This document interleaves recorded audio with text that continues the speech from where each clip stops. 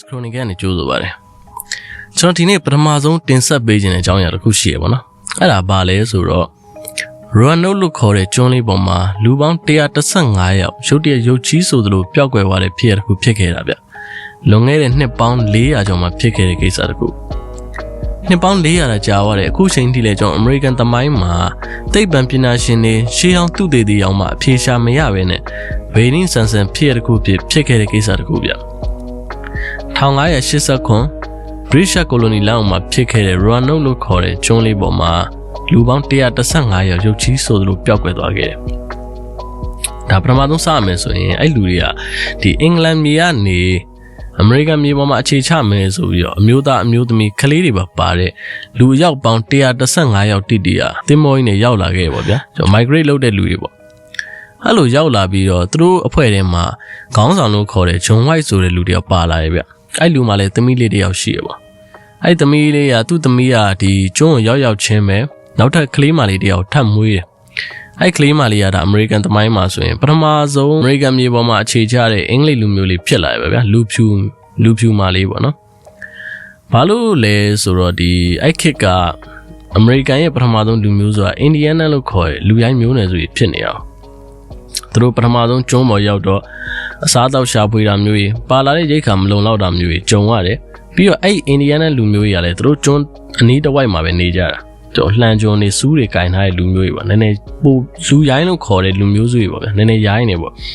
အဲ့တော့သူတို့အတွက်ကအစာရေစာရှာလို့မလွယ်တာမျိုးတွေဖြစ်လာတယ်ဒီကောင်းဆောင်ဂျွန်ဝိုက်ကလည်းတွေးစရာတစ်ခုဖြစ်လာတယ်ပေါ့ရေရှည်ကြရင်ငါတို့ဘယ်လိုလုပ်မလဲပေါ့စာပိုက်လုပ်လို့ရပါမလားအခြေချဖို့လွယ်ပါမလားဆိုပြီးတော့အဲ့လိုနဲ့သူတွေးတာတကူကသူအင်္ဂလန်မျိုးပြန်မယ်ဗျာပြီးရင်အဲ့မှာရိတ်ခါစုမယ်ပြီးရင်ဒီကျွန်းသူပြန်လာမယ်သူလူရရှိအဲ့လိုတွေးတာပေါ့နော်အဲ့တော့သူအင်္ဂလန်မျိုးပြန်မှုလုပ်တယ်မပြန်သွားခင်မှာသူစကားတစ်ခုမှားခဲ့တယ်သူလူတွေကိုအဲ့ဒါကငါမပြန်လာခင်မင်းတို့တခြားနေရာတစ်ခုပြောင်းမယ်ဆိုရင်အဲ့ပြောင်းမဲ့နေရာရဲ့နာမည်ပေါ့နော်အဲ့နာမည်ကိုဒီတစ်ပင်ပေါ်မှာဖြစ်ဖြစ်သူတို့စောက်လုပ်ထားတဲ့တဲတွေရဲ့တစ်လုံးတွေပေါ်မှာဖြစ်ဖြစ်ထွင်းထူထားခဲ့ပါရေးခဲ့ပါဆိုပြီးတော့သူမှားခဲ့တယ်အဲ့လိုနဲ့သူအင်္ဂလန်နိုင်ငံကိုပြန်သွာ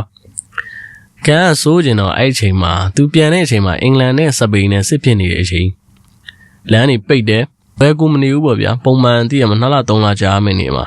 4 5 6လကြာဝမျိုးတွေရှိအောင်အဲ့လိုပဲတီးနဲ့သူအင်္ဂလန်မျိုးရောက်သွားတယ်ရိတ်ခါရေးလိုက်စုတယ်သူပြန်လာဖို့လုပ်တဲ့အချိန်မှာဒါအဲ့မှာစစ်ပွဲကလည်းဖြစ်နေတဲ့အခါကျတော့စစ်ပွဲကြောင့်ကြန့်ကြာတာတွေလမ်းခီးကြောင့်ကြန့်ကြာတာတွေဆက်ဖြစ်လာတော့အဲ့လိုပဲသူအဲ့မှာတောင်တင်သွားတာ3နှစ်ကြာသွားတယ်ဗျ3နှစ်ဆိုတဲ့အချိန်ကာလကိစ္စတစ်ခုကြီးမားမားကိစ္စတစ်ခုဖြစ်ဖို့အတွက်လုံလောက်တဲ့ပမာဏလို့ပြောလို့ရတယ်ပေါ့နော်အဲ့လိုနဲ့ပဲတမိုင်းဖြစ်လာရပေါ့အဲ့3နှစ်အကြာစစ်ပွဲပြီးတဲ့အချိန်1590ပြည့်နှစ်မှာသူဒီကိုပြန်လာခဲ့ပေါ့နော်သူရှိမှလူအကူကြီးလည်းပါလာတယ်ပြီးတော့ရိတ်ခါကြီးလည်းပါလာရပေါ့ကျွန်တော်ထင်ထားတဲ့အတိုင်းပဲအဲ့မှာမမျော်လင့်တဲ့ကိစ္စတစ်ခုကဖြစ်လ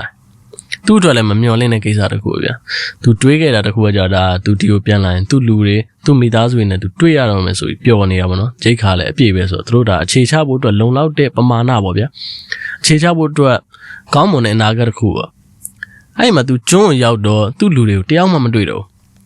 လူရဲရောင်နဲ့တူတာဘာမှမတွေ့ဘူးပေါ့ဗျာပစ္စည်းတွေကပုံမှန်တိုင်းပဲကျန်ခဲ့တယ်သူတို့တဲတွေလူအသုံးဆောင်ပစ္စည်းတွေအကုန်ရှိတယ်လူတွေကဒါရုတ်တရက်အငွေ့ပြန်သူတို့ပျောက်သွားတယ်ပို့ပြီးတော့ထူးဆန်းတာကပုံမှန်တွေးစရာတခုဆိုရင်ဒါတခြားကျွန်းနဲ့တိုက်ခိုက်မှုတခုလားလူရိုင်းတွေပဲတိုက်ခိုက်လို့လားသူတွေးမှာပေါ့ဘာအစအနမှမရှိဘူးဘာအလောင်းမှမရှိဘဲနဲ့ပျောက်ကွယ်သွားတယ်ကျွန်းပေါ်မှာပိုက်စိတ်တိုက်ရှာရဲပေါ့ဗျာသူသဲလွန်စားကြီးလိုက်ရှာကြည့်တော့အဲ့မှာအပင်ပေါ်မှာရေးထားတဲ့စာသားတခုသူသွားတွေ့အဲ့ဒါစလုံး8လုံးပါတယ် Croatia ဆိုတဲ့စာသားတခုအဲ့တော့သူတွေးတာအော်ရေငါမသွားခင်ကတော့ငါလူတွေကိုမှားခဲ့ရပဲသူတို့သွားမယ့်နေရာတခုရေးဝါထင်နေဆိုပြီးသူတွေးကြည့်တော့အဲ့ Croatian ဆိုတဲ့ကျွန်းကသူတို့နေတဲ့ကျွန်းရဲ့မလှမ်းမကမ်းမှာရှိတဲ့ကျွန်းဗျတိကျပြောရရင်အဲ့ကျွန်းမှာရှိတဲ့သူတို့နဲ့ခင်တဲ့ဒီလူရိုင်းမျိုးနွယ်စုခေါင်းဆောင်ရဲ့နာမည်ပေါ့နော်အဲ့တော့သူထင်တာအော်အေးငါလူတွေလုံးဝအစာရေးစားရှာလို့မရ3နှစ်ဆိုတဲ့အချိန်ကာလကလည်းအများကြီးပြောင်းလဲသွားဖို့ဖြစ်နိုင်တဲ့ပမာဏပေါ့နော်အဲ့တော့သူအဲ့ကျွန်းကိုလိုက်သွားဖို့လုပ်ဒါပေမဲ့ကန်ဆိုးကျင်တော့အဲ့ညမှာပဲပြင်းထန်တဲ့ပင်လယ်မှုန်တိုင်းရေရောက်လာပါဗျာအဲ့တော့ သူတို့သွားနေတဲ့လမ်းမှာပဲမဖြစ်တော့ဘူးငါတို့ပြန်꿰မှရမယ်ငါတို့အင်္ဂလန်ပြန်မှပဲရတော့မယ်ဆိုအဲ့ကျွန်းကနေပြန်လမ်းမှာပဲလုပ်တယ်ဂျွန်ဝိုက်ကသူ့သားတွေသူ့သမီးတွေသူ့မိသားစုတွေကိုရှာဖို့အတွက်လုံးဝမဖြစ်နိုင်တဲ့နေရာတစ်ခုရောက်သွားတယ်ဟုတ်ပါတယ်ထင်းတဲ့အတိုင်းပဲသူတေသွားတယ်ပေါ့ဗျာပင်လယ်လေမုန်တိုင်းကြောင့်တေသွားတယ်ပေါ့အဲ့နောက်ပိုင်းလေနှစ်ရာနဲ့ချီပြီးတော့ကျွန်တော်သမိုင်းပညာရှင်တွေသိပ္ပံပညာရှင်တွေကအဲ့အကြောင်းနဲ့ပတ်သက်ပြီးအဲ့လူတွေကိုခရတွန်ကျွန်းပေါ်မှာအသွားရှာခဲ့ကြရပါဗျာဒီပျောက်ဆုံးနေတဲ့လူ115ယောက်ရဲ့သဲလွန်စားကိုဒါ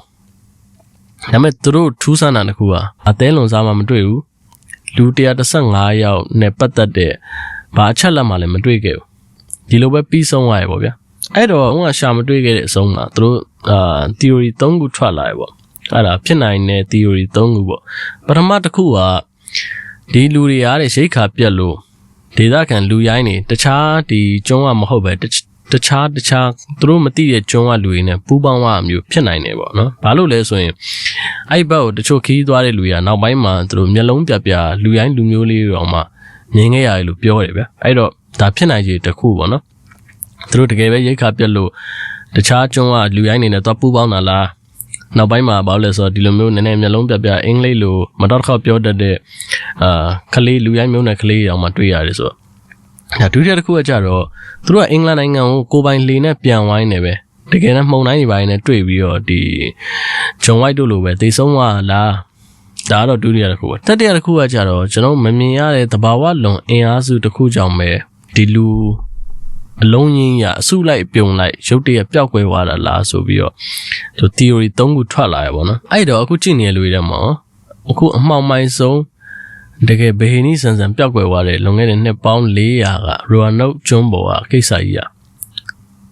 တကယ်ပဲသူတို့အစာရည်ပြက်လက်လို့လူရိုင်းနေလို့တော့ပူပေါင်းတာလားဒါမှမဟုတ်ကျွန်းပေါ်ကလူတွေအားလုံးကကျွန်တော်တို့မသိရတဲ့ဘာဝလွန်ဖြစ်ရစမ်းနေတခုခုကြုံခဲ့ရလားဒါမှမဟုတ်ကက်ယောဂတခုခုပဲကြုံခဲ့ရလားကက်ယောဂကြုံလဲပြကျွန်တော်အလောင်းတွေပါရတွေ့မှာပဲဘာပစ္စည်းဘာအပိုင်းအစားတခုမှမပြောက်လူတွေပဲပျောက်ကွယ်သွားတယ်ဆိုတော့ခမန်းဘယ်လိုတွေးလဲထင်တာမြင်တာလေးတို့တစ်ချက် comment မှာမှတ်ခဲ့ပါဒီဗီဒီယိုလေးကိုကြိုက်ရဆိုရင်လည်း like and subscribe လေးလုပ်ထားခဲ့ပါအောင်နောက်ထပ်ဗီဒီယိုမှာထပ်တွေ့ပါမယ်ကျေးဇူးတင်ပါတယ်